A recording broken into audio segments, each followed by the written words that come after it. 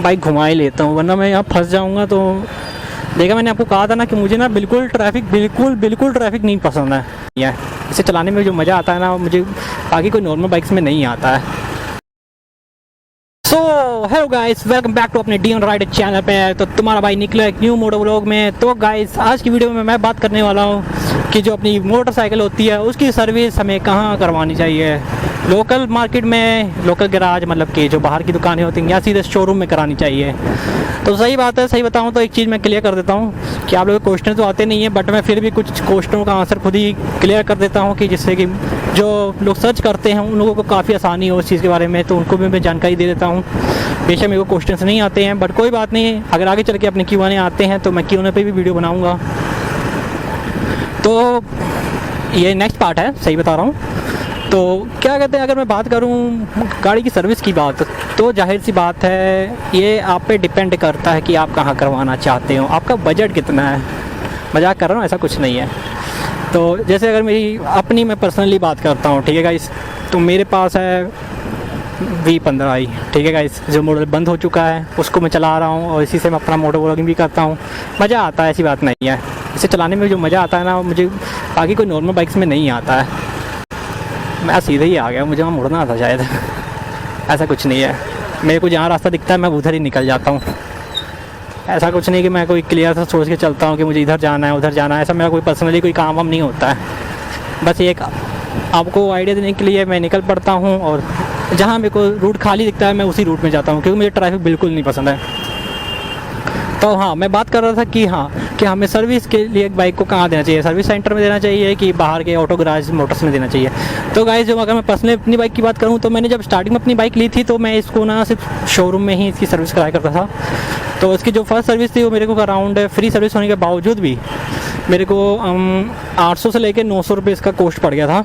तो फ्री में अगर मैं बात करूँ तो फ्री कुछ होता नहीं है, इससे भी एक लेबर चार्ज आपको फ्री मिल जाता है, वॉशिंग चार्ज फ्री मिल जाती है।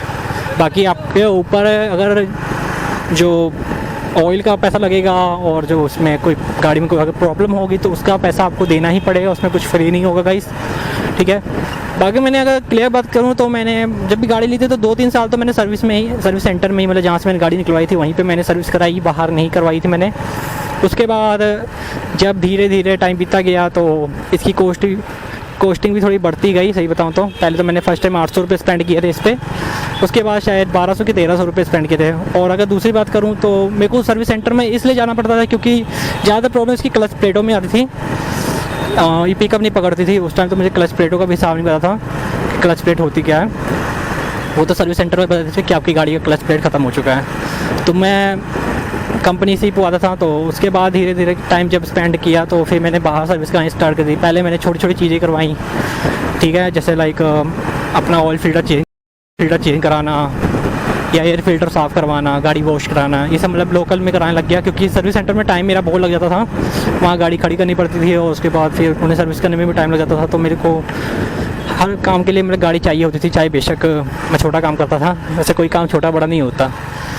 तो उसके बाद मैंने बाहर सर्विस करानी शुरू कर दी। बाहर की सर्विस में ये है कि सही बताऊँ तो बाहर और अंदर की सर्विस में कोई ज़्यादा फ़र्क नहीं होता। बस ये होता है कि जो शोरूम की जो सर्विस होती है उसमें आपको थोड़े अनुभवी एक्सपीरियंस मिल जाते हैं बंदे जो आपकी गाड़ी की सर्विस करते हैं, ठीक है गाइस। उनको एक्सपीरियंस होता है कि आपकी बाइक में क्या प्रॉब्लम है क्या नहीं है। वो इसीलिए आपको फ़ोन आते हैं जब आप एक नई गाड़ी लेते हैं, परचेज़ करते हैं, तो आपको क्लियर सा फ़ोन आ जाता है कि आप अपनी बाइक की सर्विस करा लीजिए। इस किलोमीटर पे आपकी जो कॉपी होती है उस पर भी लिखा होता है कि इस किलोमीटर सर्विस कराए, तभी आपको फ़ोन आने शुरू हो जाते हैं कि अब आपकी गाड़ी सर्विस मांग रही है। वैसे काफ़ी गाड़ी में होता है कि डिजिटल गाड़ियों में।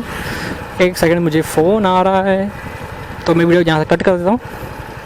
तो कुछ नहीं गाइस, गाड़ी मैंने साइड में रोक के कॉल पे बात कर ली, घर से फ़ोन था तो उन्होंने बुलाया है।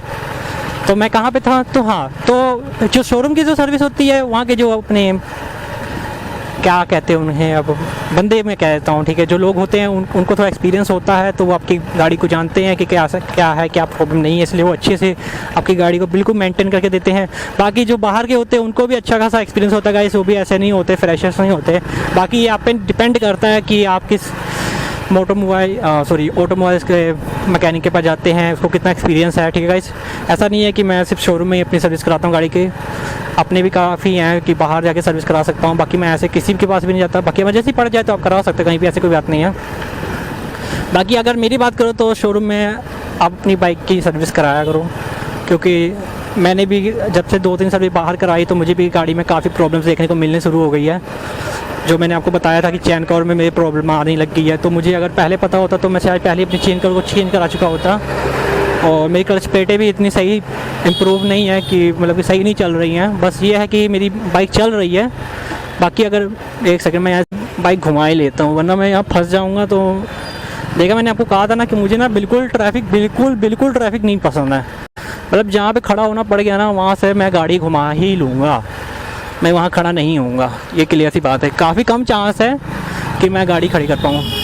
ये कौन थी? N160 N250 थी। काफ़ी नॉलेज है वैसे यार बाइक्स की बात। तो एक सेकेंड, तो क्लियर सी बात है, अगर आप अपनी बाइक की सर्विस कराना चाहते हो तो आप सीधे शोरूम में करवा लो। बाकी आपको बाहर में अगर सही लगता है तो बाहर भी कर सकते हो, कोई बात रीज़न ऐसी कोई बड़ी बात नहीं है। दोनों ही अच्छी सर्विस देते हैं, दोनों को एक्सपीरियंस होता है, क्योंकि अगले ने भी अगर बाहर सर्विस सेंटर है तो अच्छी सर्विस ही आपको मिलने वाली है। बाकी बात गाइस यहाँ पे डिपेंड करता है कि आप शोरूम में कराते हो कि बाहर करवाते हो। आपको जो बेस्ट लगता है वहाँ करा सकते हो। ये मेरा अपना पर्सनल रिव्यू था, बाकी सब आप पे डिपेंड है। ओके गाइस, आज की वीडियो के लिए बस इतना ही। बाकी मिलते हैं नेक्स्ट मोटो ब्लॉग के साथ, तब तक के लिए बने रहे अपने भाई के साथ।